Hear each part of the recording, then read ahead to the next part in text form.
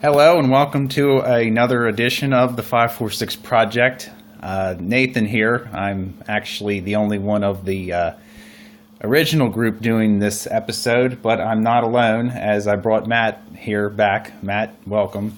Thanks for having me. Yep. And the reason I brought Matt here is because before the NFL season, we were doing a fantasy football preview. And now that it's about the middle of the season, we figured we'd go ahead and review what picks we made that were good and picks we made that were bad, and just kind of overall go over the season as a whole. Now, this week, ironically, he and I are playing each other in our one league together, and he is completely destroying me. So, do you have anything to say about that? It must be my week this week. Yeah, it must be your week. Why don't we just go over the what each team has? Because he has Matt Ryan, and Matt Ryan is he put up 30 points on me alone. He had 350 yards and 4 touchdowns. So how are you going to compete against a guy that throws for that? And see, at the league we play in, I know that a lot of leagues have. If you throw a touchdown pass, it's like 4 points. We do 6 points. So it's even worse, I guess, in that respect. And then he had the Vikings defense who sacked the Lions offense 10 times. And Yep. in our league, as I may have said the podcast in August, we play in a league that does team offenses. And I had Detroit's, and, well, if they... In our scoring system, if you allow 6 or more sacks as an offense, you have -5 points. So overall, they had -7 points because of that they didn't score any touchdowns. They lost another 3 points, I think. But I knew it wasn't in the cards for me, and this kind of proved it. So anyway. This would make Matt 5-4, and I'd go 4-5. So that's all we can talk about as far as that game is concerned. You won, and I mean, there's not really much else to say. It's my week. Yeah. So as I said, we're going to go over at the mid-season point what we got right and what we got wrong. May as well start with the quarterbacks and how bad I picked the quarterbacks going into the season because, as I said, I thought that Patrick Mahomes would have I thought his hype was nothing, but I was completely wrong because he is the number 1 rated quarterback by far. Every game, it seems like he's thrown 3 touchdowns at least. And then even if he threw an interception, it didn't really matter because he put up like 300 yards. So Mahomes, clearly so far, if you picked him, he's your MVP, and he's probably your league's MVP. So yeah, he's been gold for everybody who has him. Well, the problem with Mahomes was the fact that everybody thought he was going to turn over the ball, but. He's had turnovers, but it hasn't really been nothing of note. He's thrown for more touchdowns in every game, well, except the one against Jacksonville. But every other game, he's thrown more touchdown passes than interceptions. So if you got him, you obviously didn't draft him as your number 1 quarterback, but he clearly is your number 1 quarterback. So... I also said about how I didn't think Cam Newton was going to be that good this year, but I contradicted myself in one league because I actually chose him, and he's done pretty well for me. And right now, he's in the top 10. He's like, according to our scoring system in the league we play in, he's 9th. So can't really do it that much better than Matt's showing me 8th for some reason. He's 8th ranked quarterback in our league, guys. Really? Because I have 9th, and I'm looking at it right now. So I don't know. 8th or 9th, it really doesn't make too much of a difference. He's a top 10 quarterback this year. Yeah. But yes, and I thought, and we also actually both thought for some reason that Eli Manning was going to have a really good season. You want to go ahead and field that one, Matt? Yeah, I drafted Eli Manning. I thought all his weapons around him, he would be an average quarterback this year, or a good good quarterback too in our league. But apparently not. It's not all his fault. You gotta blame. There's some blame that needs to go on the offensive line instead of play calling. But I think this is the last of Eli Manning. So I was wrong with my predictions about Eli Manning being a good quarterback this year. Well, I think part of his issue is the offensive line. You can't throw the ball if you're not upright. Right. I think that he's the way the offense has gone. He's actually had a better completion percentage than the past years, but they're all passes that are like a yard or something. Right. He tends to favor Barkley a lot on those little screen passes and little dump offs. That I expect better from that team when having Beckham, which I have on my team, which I'm happy with. And he has Shepard, he has Ingram, Barkley. That team should be playing better, but that offensive line has a lot to do with it, and a lot of the play calling, like Nathan referred to. Statistically, if you're just looking at the stats for game, he's had over 220 yards in every game that he's played, passing, which isn't terrible. Mm-hmm. He's actually also, it looks like he's passed for more touchdowns than interceptions.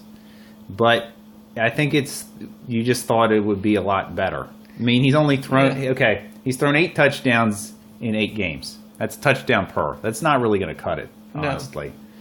No. So it just because it's Manning and you think a lot of people just think he's kind of a middling type of quarterback. Right. It makes his numbers seem that much worse than they kind of are, but we're getting really close to the Peyton Manning years his last year in Denver. He's not that bad yet, but the Giants decide to keep with him next year. It could get pretty ugly for Eli Manning next year. Yeah, I also actually thought that Tyrod Taylor would be a sleeper type of guy, but he lost his job like in the 4th week of the season. So, but yeah, Baker Mayfield took over, and he hasn't done terrible. He's a rookie quarterback. Yeah, he's been kind of okay. Let's see. Yeah, counting today's stats already, he's thrown for 10 touchdowns and 7 interceptions, so it's not bad. Just not like if you use him in a bye week, you may be okay, but. Right. Another guy that surprised me is Mitchell Trubisky. He's done quite well for himself this year. The whole Chicago team is rolling offensively and defensively. Well, the thing about Trubisky, and I go back to this, he had one exceptional game against Tampa Bay, and who hasn't had an exceptional game against Tampa Bay? But the 6 touchdown game against them, that kind of had almost all of his stats right there. Even if you're looking at this week 9 against Buffalo, they didn't really need him, and he didn't do all that much, honestly.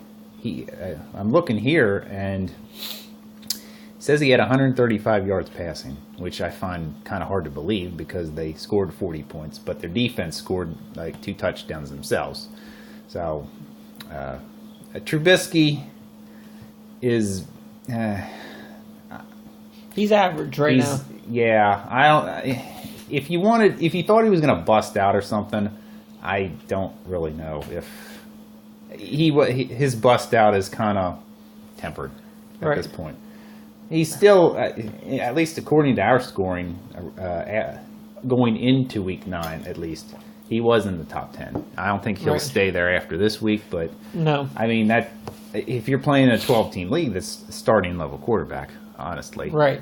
Starting level, or if you're going to share him with someone else. So. Mm-hmm. Mm-hmm. But actually, he's ninth because I forgot to update just by quarterbacks. And you were right, Matt, about Newton being eighth because Todd Gurley apparently is in the top 10 overall in our scoring system. And that speaks a lot about Todd Gurley because our league is a quarterback league. Yes, it is. Almost every quarterback is in the top 32 as far as scoring is concerned. But you mentioned running backs, so we'll go ahead and move on to them. Todd Gurley is the clear number one overall. I believe he's had a touchdown in every game so far.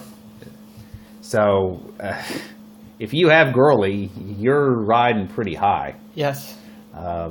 Gurley has 15 touchdowns going into this week's game because we're recording this around 4 o'clock on a Sunday, and he hasn't played yet.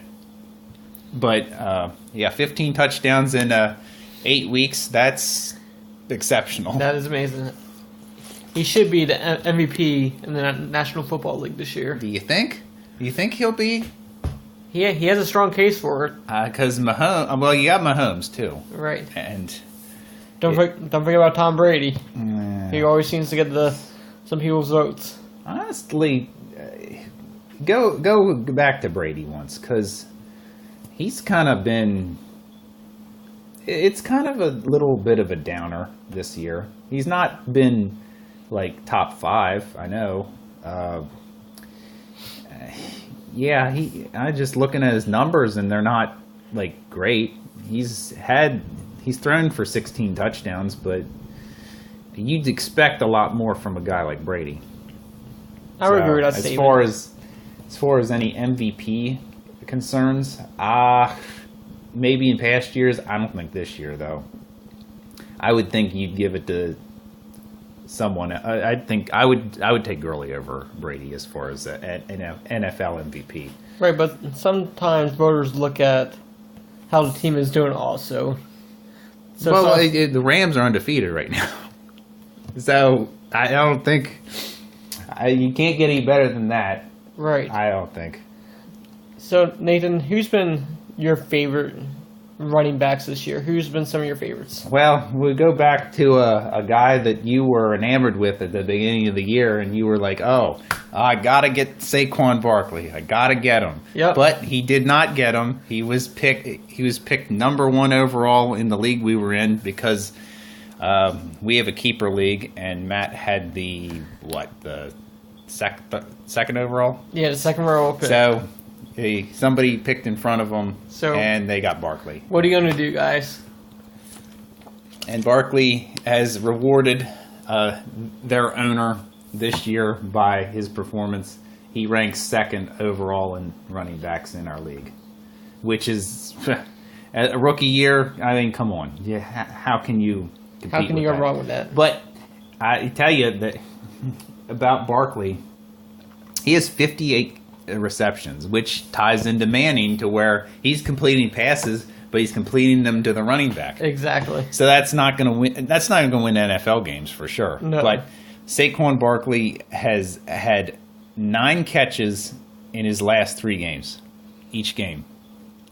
58 catches on the season. So if you're projecting that over the whole year, he could end up with 116 catches as a running back. And that's for a rookie. That's really impressive, guys. That's phenomenal. Right now, he's over 1,000 scrimmage yards as well. And let's also think about this. He's doing this behind a bad offensive line too.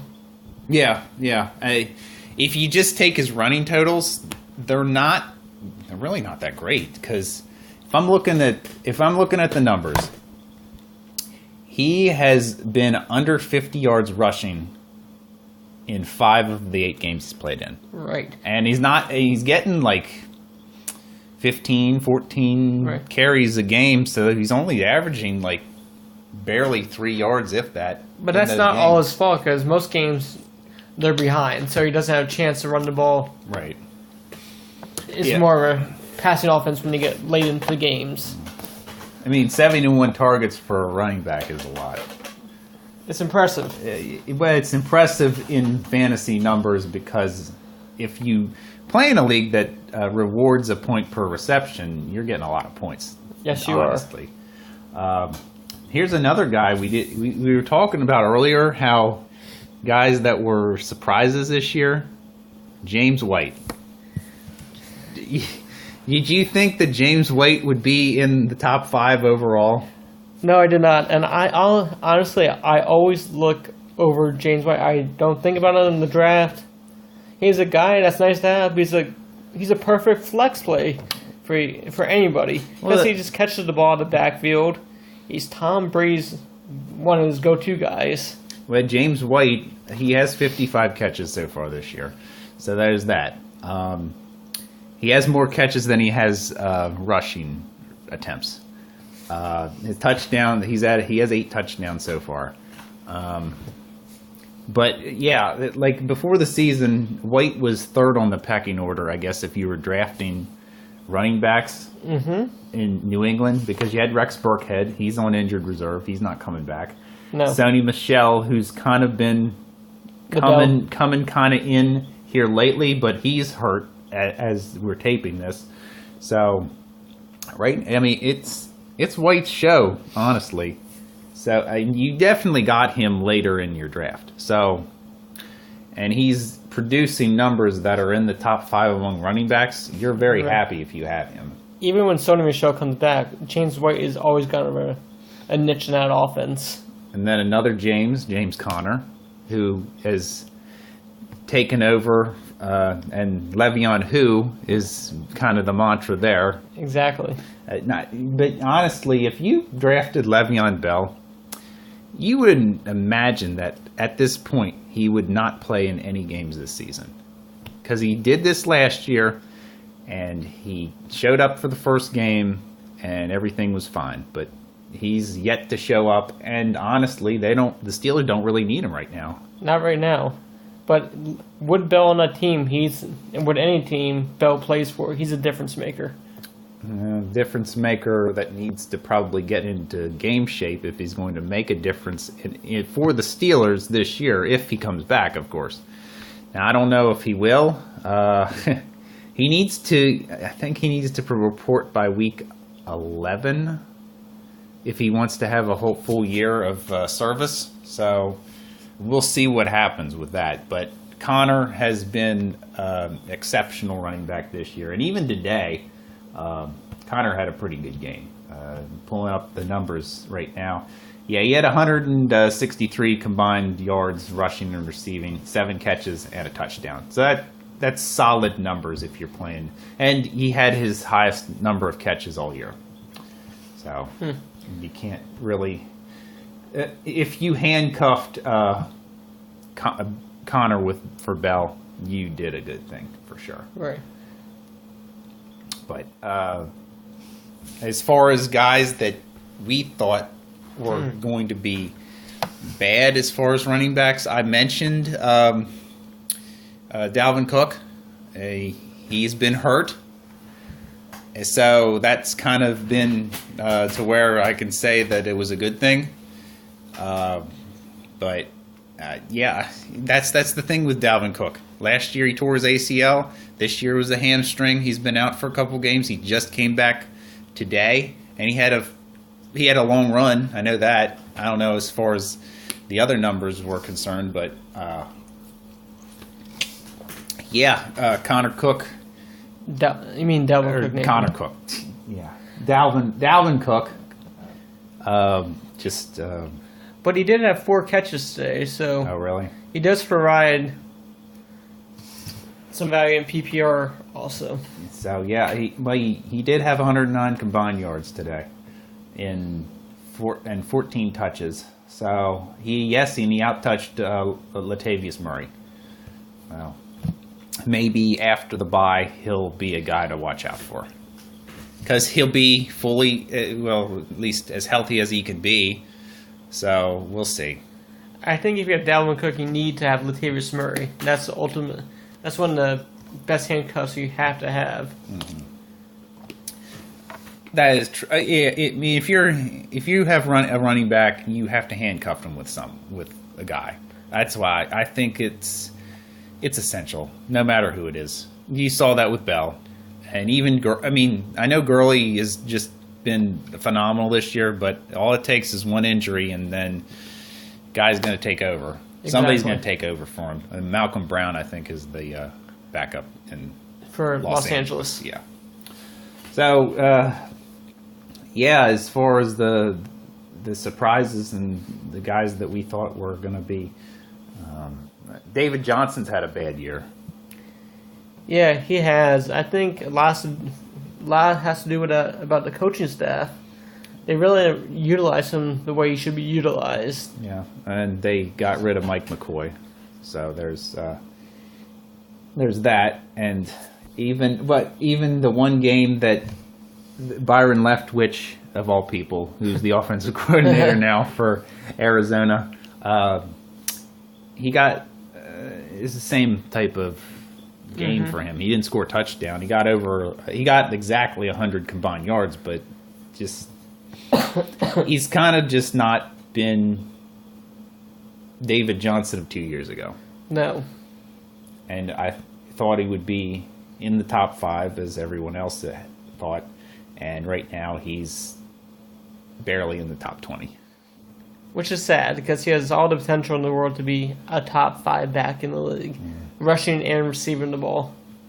Right.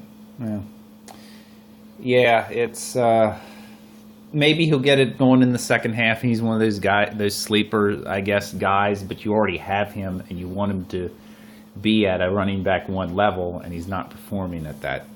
But he's got a full season, rest of the season, because they had their bye this week. So we'll see. So moving on to the receivers, I guess. Adam Thielen as the number 1 receiver. I don't think anybody thought that was the case. I didn't see that coming. Thielen had his worst game today that we're recording the show. He only had 22 yards, but he still scored a touchdown. 100 yards in every game except today, 8 straight games. That's, I think didn't that tie like a record? Yeah, I forget what record it was, but yeah. So I mean, he's been the Antonio Brown that Antonio Brown really hasn't been this season. Exactly. Antonio Brown's been okay, but Antonio Brown's like usually like 1 or 2, and he's number 5 on our he's player 5 stats this year. He did score a touchdown today, but it's just and even if you look at the numbers, he's averaging over a touchdown a game, which is, I mean, that's where he's getting his value out. He doesn't have like a game where he's catching like 10 passes or 12 passes or like all these passes. He's getting a lot of targets, but they're not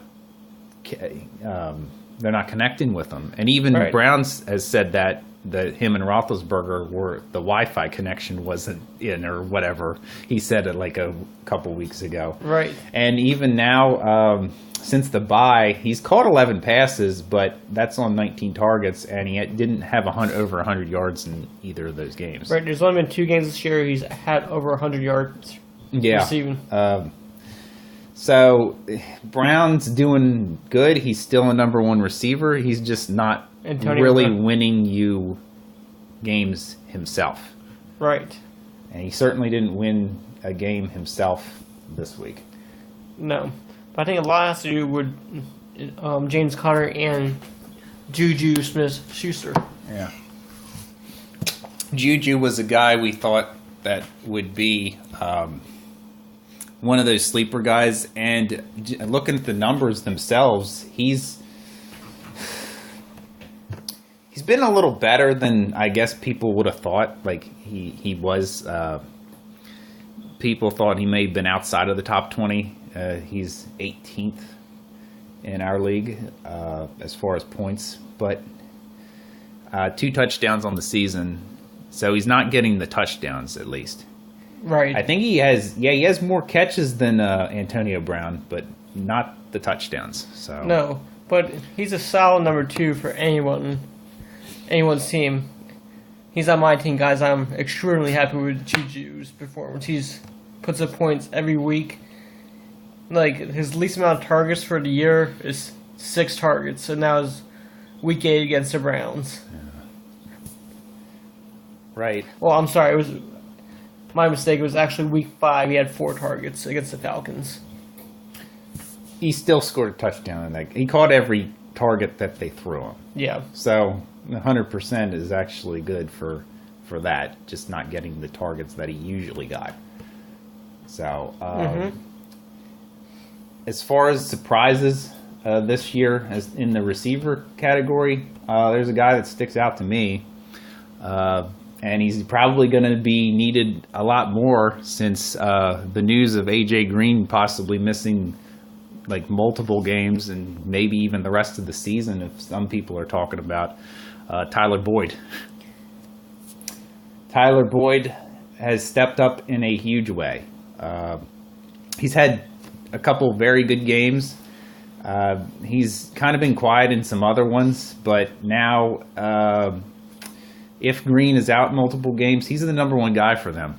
So he's going to have to be at these levels that he's been performing here. Do you have anything to add to that? I did not see Tyler Boyd coming this year, but in years past, he's put up a game or two that makes you think, he might be worth a pickup in some leagues. But you gotta give some credit to Andy Dalton there. He's been slinging it this year. Yeah, Dalton's been. I think Dalton's starts out seasons well, and then he kind of tails off as the season wears on. That's kind of the knock on him. Dalton has been pretty solid this first 8 games. With Green out, there's not really that many guys to throw to down there. And Mixon may be getting some catches out of the backfield. They may get Giovanni Bernard here soon. Right. But AJ Green's loss will affect that Bengals offense tremendously. Too much. That I just think taking a guy like AJ Green away from the offense, it's just gonna have everybody fall. And also losing Tyler Eifert for the year, that hurts the Bengals offense as Yeah, well. but you're used to having Tyler Eifert get lost for the year. It's just happened later than you expect. Sure. But it was sad that he broke his ankle or something, right? Yeah, I forget. I believe it was an away game. Well, they played the Falcons. I know that, and yeah, it was one of those injuries. If you saw it, that you knew, well, he's out for the season. Yeah, I mean, it was unquestionably that he got some damage done to him, and it's sad because Eifert is one of these guys that's known for getting hurt. He has the potential always to be a decent player, but injuries get in his way. Right. So, but as you brought up tight ends, there were 3 tight ends that everybody thought this year would be head and shoulders above the rest. One of those actually 2 of those have performed to what we thought they would. And there's a third that has not at all. And surprisingly, that guy's Rob Gronkowski. The Gronk, yes. Gronk has not caught a touchdown since week 1. And he's been injured. He's been out 1 game with an injury, and if Sunday night, as the recording of this show, he may be missing that game as well. Yeah, it's just not. If you drafted Gronkowski, you were thinking touchdown per game, 8 catches a game, yards galore. Mm-hmm. Just hasn't happened. I think injuries may be playing a part in that, and I don't know. He may. There was the questions about him retiring before the season, and with him having these injuries and him having a bad year, he may be thinking about retirement after the season again. Right. He has not been the same Rob Gronkowski that has dominated the league and dominated the tight end position in years past. And who knows? after at the second half of the season, they could be he could be okay, but just it's not happening right now. If you're playing fantasy football, you need wins at the beginning of the year and not right. You need wins to get into the playoffs, and if he performs in the playoffs and you're not in the playoffs, what's the point?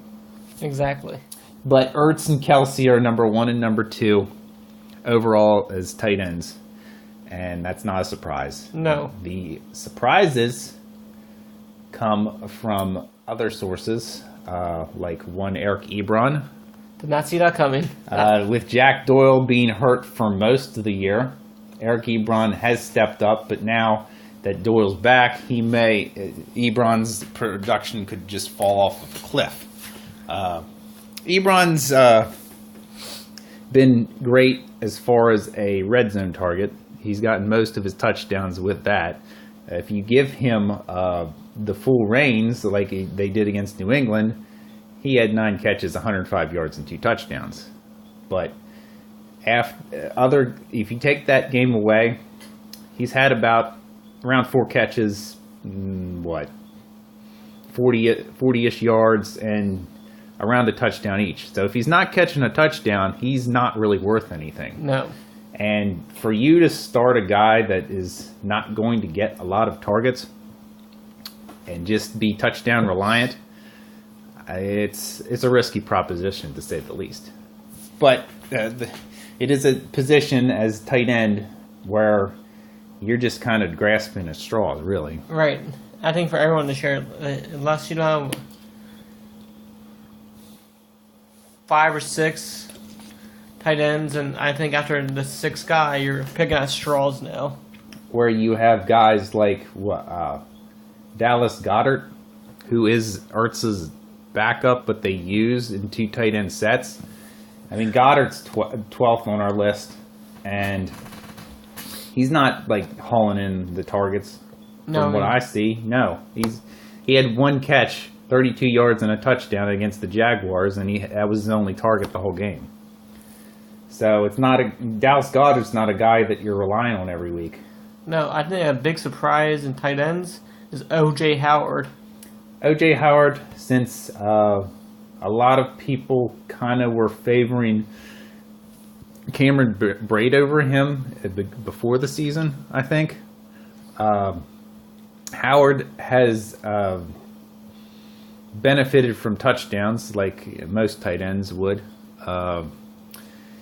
He did get hurt, I know that, but he only missed really 3/4 of a game against Chicago, and he came back after the bye, and he's been really good after the bye. He's caught 4 touchdowns in 4 games. So he's performing at levels that is number 1 tight end if he catches touchdowns. And right.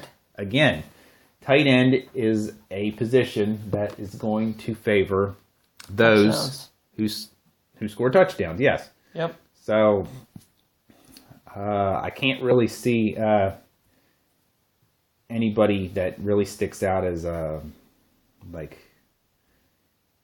sleeper or anything. I guess at least the rest of the season. If you want to think about David Njoku, now that Mayfield's the quarterback, right. He's getting a decent amount of targets.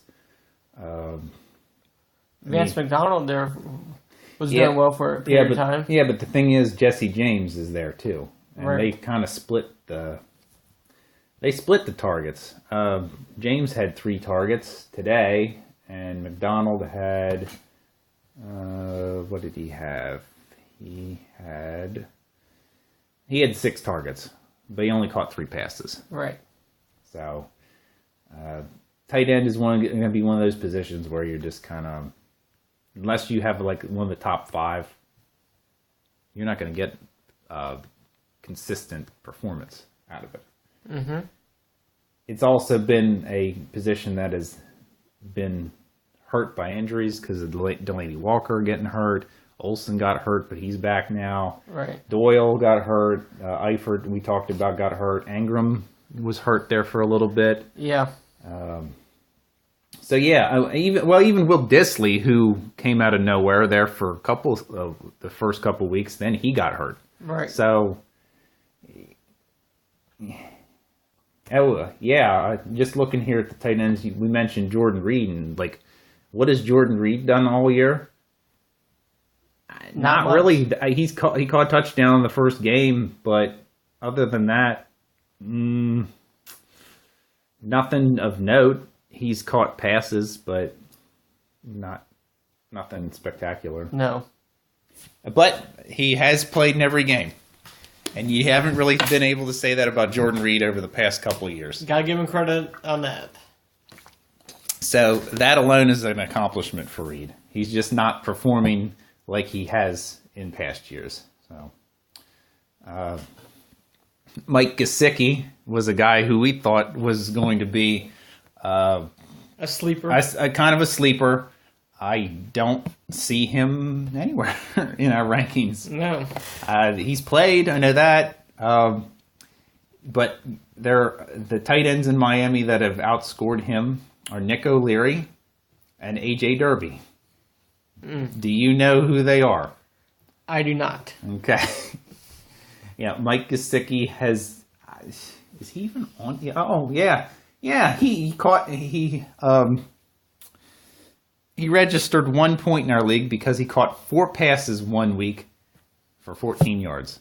Wow. 16 catches on the season, and today against the Jets, 1 target, didn't catch it.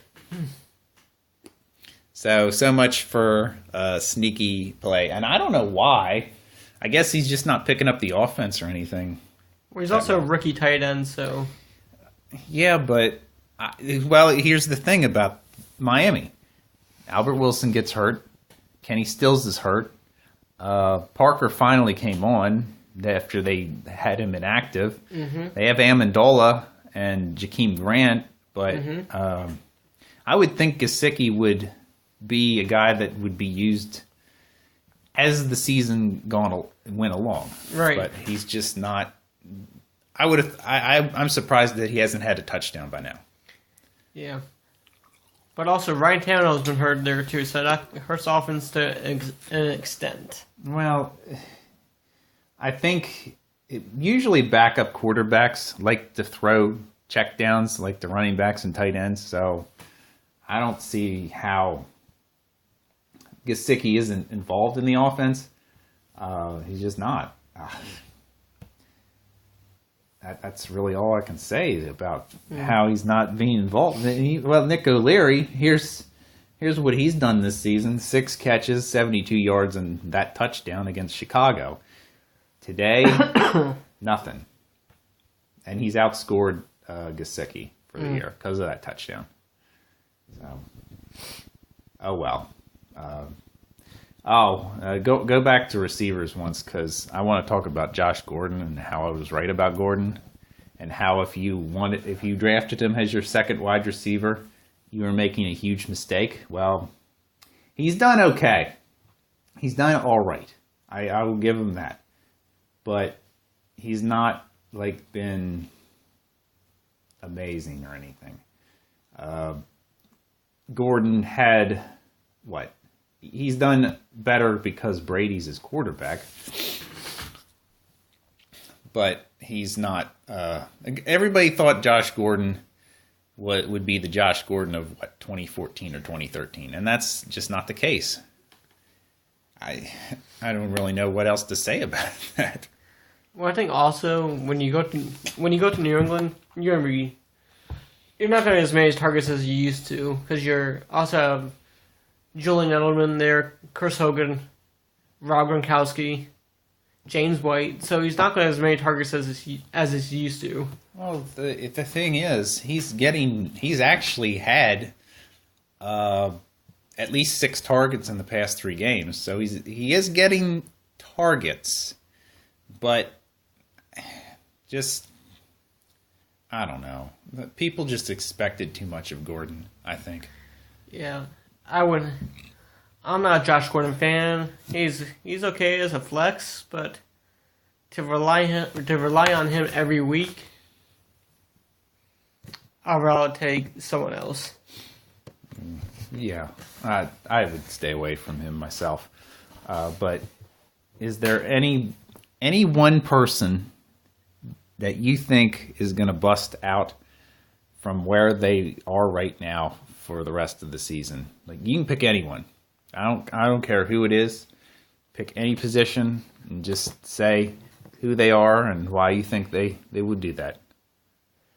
I think you're going to see a lot from two guys, actually. Okay. This first guy's not going to be a big surprise. I think starting to get ready to roll is Ezekiel Elliott. I think now, since they have Cooper there, Cooper's going to up Elliott, Elliott's going to up Cooper. I think all the pressure on Zeke is not going to be there. He's not going to face 8 people in the box. And that offense is really going to take off, I feel. Yeah, Elliott, he has only 4 touchdowns this year. And you would think Elliott would have more. Right. Just because, I don't know. Because the problem is the offensive line hasn't been as good as they've been. They fired their offensive line coach and they replaced him here in the past week. So that may change something, at least as far as a blocking scheme or whatever. I'm not 100% sure, but Elliott does. I'll say this about Elliott: he plays some tougher rushing defenses here in the next couple weeks. The Redskins actually, despite what happened today, they're one of the tougher teams against the run. They actually held him to 33 yards here. Mm-hmm. The Eagles he plays them twice, so they're going to be tougher. I know this says the Saints are the number 1 as far as like allowing fantasy points. Right. That may be because a lot of people pass against them. Right.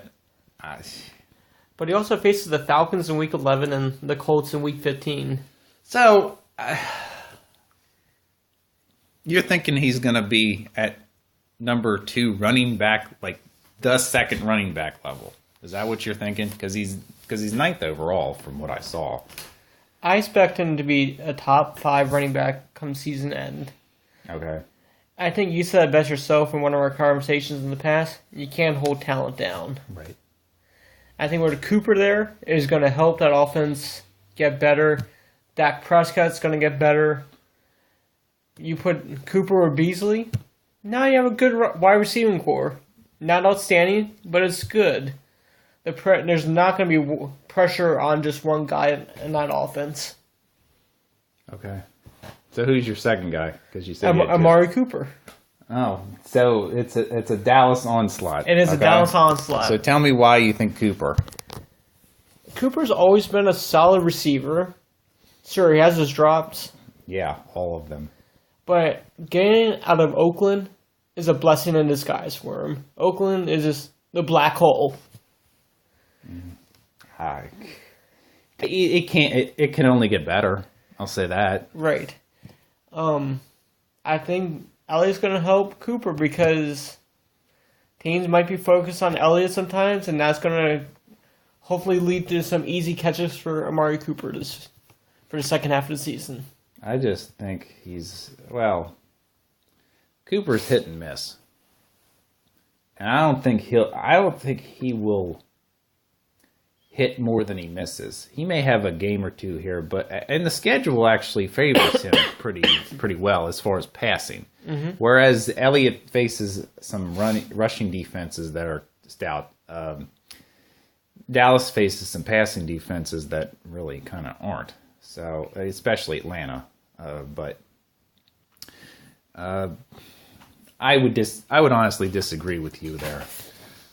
So I don't really. I wouldn't agree with Cooper, but we'll see. So I'll go ahead and I'll pick a couple guys that I think are gonna kind of bust out here. Maybe if you're talking about quarterbacks, because he hasn't really been fantastic, just like overwhelmingly because he's been hurt. I'd say Aaron Rodgers could be in that class. If I look here, he's only 14th among quarterbacks. That's not really Aaron Rodgers' style of Aaron Rodgers' level of Productivity. Yes, exactly. So, and they get the Patriots tonight. So he could, after we record this show, he could have a game where he throws for 4 touchdown passes and has maybe his best game of the season. And the crazy thing is, he's only thrown one interception this year. Yet, it seems like he just hasn't. He's been hurt because his receiver's been hurt. So you have Cobb, who's hurt, and Allison, who's hurt. Right. So, Rodgers. I think if you own Aaron Rodgers, you're kind of disappointed a little bit in how he's been performing. But I think for the rest of the season, he's going to be better. And also, I think Aaron Jones is about ready to pop, too, since because of opportunity. And Packers trade Ty Montgomery. Yeah. Even though Montgomery's biggest thing was that he was there in the back, like as a rotation guy. Right. He wasn't getting a lot of reps, but I think it can't hurt Aaron Jones to be one of 2 at this point. Right. And he had his highest carry level this past week. So against New England, I think he's probably going to eclipse 12 carries tonight. So, they play the Dolphins in Week 10, so that could be his best game of the season, too. Rodgers is one that I would... That guy who's kind of not been performing at his level, level that he always does, but I think he's going to get back, and he's going to really... I think he's starting to shake off his injury he had early in the season. I think that has not helped his production level this year. And, I mean, another guy who you could argue has just not really gotten any traction, but there's only one way to go, and that's up once they get back from the bye. That's Leonard Fournette. And I know that they traded for Carlos Hyde. Okay, I don't know if that... I think it's going to hurt TJ Yeldon more than anything else. Because Yeldon, he's going to catch some passes, but he's really not going to get a lot of opportunities. Right. Now that once Fournette gets back, Fournette's probably going to carry the ball 18, 20 times, because that's what he's there for. You drafted him to do that. He has to be fully healthy, of course, which he hasn't. But I got to think that Fournette, if he's healthy, he's going to be at a level that's at least top 10 for the rest of the season. I can't think that he wouldn't be. I would agree with that. But that whole team has been disappointing as well. The Jacksonville. Yeah, they have. I mean, Bortles has been not great at all. Their defense, who a lot of people have said is the number 1 defense, or at least they were supposedly before the season. They're top 10 outside, but they're not performing at a level that's overwhelmingly great, I guess. So they're part of the problem too. But there's who we think are going to be good guys for the rest of the season between Elliott and Cooper and Aaron Rodgers, to where he gets back to Aaron Rodgers levels, and Fournette, because he can't go any worse. Right, and the bad guys. Oh, the bad guys for the rest of the year, who's going to not perform as well. And I don't mean Scott Hall. Yeah, I don't think he's going to be playing any football anytime soon. But As far as any guy who's gonna be bad, I'd say Dalton. I would say Dalton because if Green is hurt, what do you got? You really don't have that much. You don't. So Dalton, I would say he's one I would pick.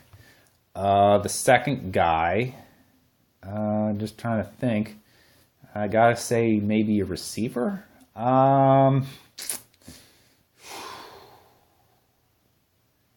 Wow.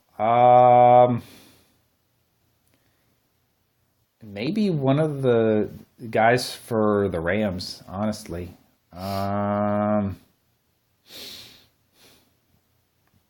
Maybe I'll say Woods. I'll say Robert Woods, because Cooper Kupp's, I believe, he's active today. So there's not a lot of passes for him to throw, you know. Right. And Cooks, I mean, Brandon Cooks has not been like fantastic. He's been kind of lying in the weeds, but I feel like that Cooks and Woods will trade places as far as the rest of the year. Yeah, I would agree with that statement. So there's my guys who are kind of regress. So do you have anybody? I think one guy who sticks out to me, I'm not sure what you can expect from the whole year, would be Adrian Peterson. Okay, Peterson. That's a decent Like, one. he's been great, but he's getting up there in age. He's running the ball hard. And I hope he does well, closes the season out well, but I didn't see this coming. Did you, Nathan? No, I absolutely did not. And you wonder how he's going to be as the season wears on, because he's 33 years old, and it's going to catch up to him at some point. I think part of today was the offensive line, because Trent Williams was hurt going into today, and he's out for a while. Right.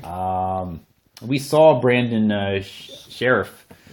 He went down too. So, yeah, Peterson had not running, but I think overall his worst game of the season, because he only got 9 carries on 17 yards. Right. So, though he was performing at Adrian Peterson levels of last year. Yeah. But yeah, Peterson could be a guy, especially if the offensive line is banged up, who Right. could, regress. I And Chris Thompson has been out for the last Right. couple of weeks, and once he gets back, he's going to get some carries. I'd like to go back to quarterback's position. Another riser, I think, is going to be Carson Wentz. People forgot he was on his way to being the MVP last year, and he's starting to get into form. That Eagles team has not been right all year, but Well, he added Golden Tate. right. That's part of it. So it's not out of the realm. Yeah, I could see that. He's, as far as like average per game, Wentz is 13th among quarterbacks, so that could climb. But is there another guy who may regress that you think? I want to see how Russell Wilson finishes out the year. He's been playing so much better. That whole team's been playing better, but there's not a lot of weapons there. But he still gets the job done. But he's putting up good points right now, points per game. But can he carry that for the whole year? Well, Wilson's been not bad. I think he just doesn't have the yardage. Yeah. From what I see. Right. And they have it to where I think they like to have a nice running game, depending on they'll probably split up that backfield as they have. So, but I don't know. Wilson's one of these guys who he was. I think a lot of people drafted him in top 5 as a top 5 quarterback, and he hasn't performed to that level. So you have a lot of disappointed people. And I don't know. I think he'll be okay.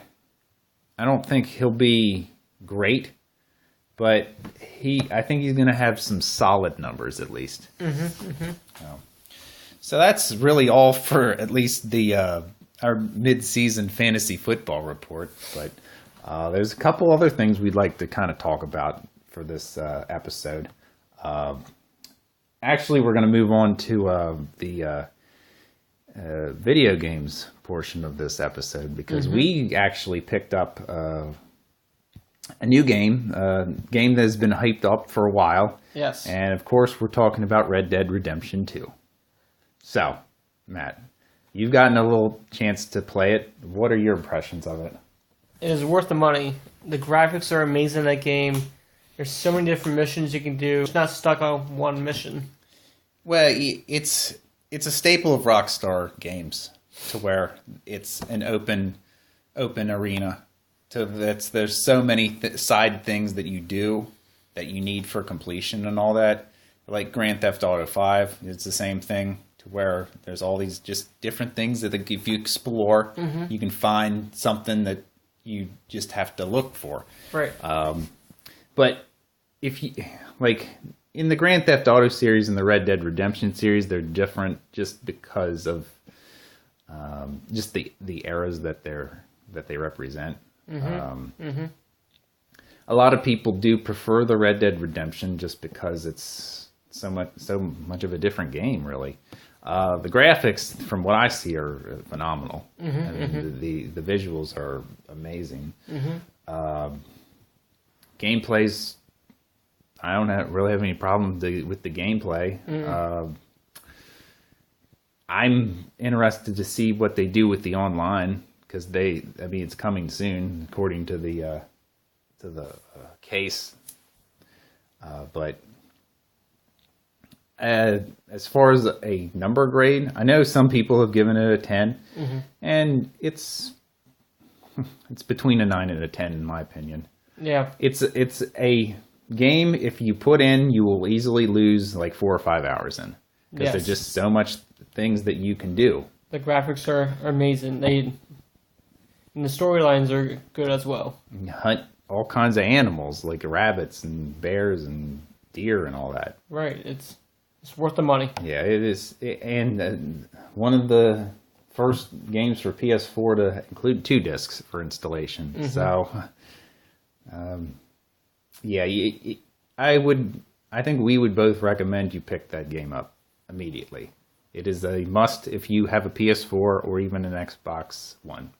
I would agree. So, and there's that. I picked up NASCAR Heat 3. You didn't, but No. I did.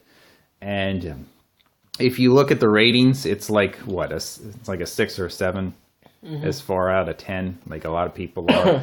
But I think a couple things would make that rating even better. I think as far as if you're looking at it and you're not a NASCAR fan, it's a racing game. You race around a track that goes in a circle. But I think I haven't really picked it up in depth. I've been playing like the single player and playing online. So both of those modes are really what they are. They're not too bad. I think the career mode is pretty intense. There's like 4 different levels of that you go through. You go through the dirt tracks and the truck series and the Xfinity series and the Monster Energy series. I haven't really picked that up yet. I'm just kind of trying to play the game itself. But I think the dirt series was a very good addition for NASCAR Heat 3 as opposed to the 2 previous versions that have come out, and I didn't really want to pick them up because they didn't really look good. I'd say the knock, if anything, it's kind of been frame rate issues at times where I'll be driving and they'll cut out, like they'll glitch out for like during the race, which is weird. So I'm not really a NASCAR fan per se. I used to be, but I kind of follow it in a way. But if you are a NASCAR fan, I would say it's probably the best one out of the 3 entries over the past 3 years. And yeah, and the price tag is pretty good at $50. And you even get like a $50 voucher for a NASCAR race. So if you like NASCAR, I think it's a good game for you to pick up. I would rate it honestly at a 7 out of 10. It's has a fun factor if you like those types of games. So yeah, that's really all I had to cover. I mean, I don't know if you want to cover anything else. Not at the moment, but I hope to do another I podcast. I really don't want to get into the Brock Lesnar thing because that'll take another 40 minutes. So we'll just table that. But yeah, now we usually do a food box, but I've actually been starting to do those on video. So if you go to our YouTube channel, and that's just search for the 546 Project, there are a number of video food box reviews at your disposal. So just go there and see what you find. I've reviewed a couple beers here lately, a couple of fast food items, I believe. So yeah, go there, and that's where the food box is going to be. I'll go ahead and go through our social media while I have the chance. Find us at iTunes and the Google Play Music. Just search for the 546 Project. And our podcast website is the 546 Project 30 minutes or less .libsyn, libsyn.com. Our email address is the 546 Project at gmail.com. And I said in a previous episode that I was going to do a giveaway. That's still in the works. I do have the used copy of American Pie. Was that one of your favorite movies growing up? It was okay. It was okay. Yeah. American Pie. I have the 4-pack of all of the movies that made like the theaters. So I don't really have a need for the single disc American Pie that I have. But next episode, I believe I'll give details of how I want to give that away. So stay tuned for that. But our Facebook page is the 546 Project. Just search for that. You'll find us on there. Give us a like. Would be much appreciated. And our Twitter handle is the _546 Project. And that's really all I have. So, Matt. Have a good night. And stay warm. Stay warm. Yeah, exactly. We'll see you next time.